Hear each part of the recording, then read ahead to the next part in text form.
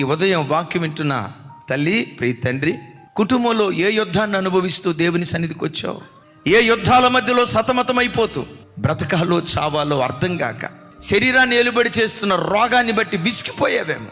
ఎంత కష్టపడినా రెక్కాడినా డొక్కాడని పేద పరిస్థితి అనుభవిస్తూ కష్టార్జితమంతా వడ్డీలకు, మందులకు, మాకులకు ధారపోస్తూ సిల్లి సంచులు వేసుకున్న డబ్బులాగా నీ ధనం మారిపోయి ప్రతి విషయంలో యుద్ధం యుద్ధం యుద్ధం యుద్ధాన్ని అనుభవిస్తూ ఈరోజు దేవుని సన్నిధికి వచ్చావేమో. ఓ మాట, నిన్ను ఆవరించిన పోరాటాలు ఎంత భయంకరమైనవైనా నీ దేవుని కంటే బలమైనవి కాదు.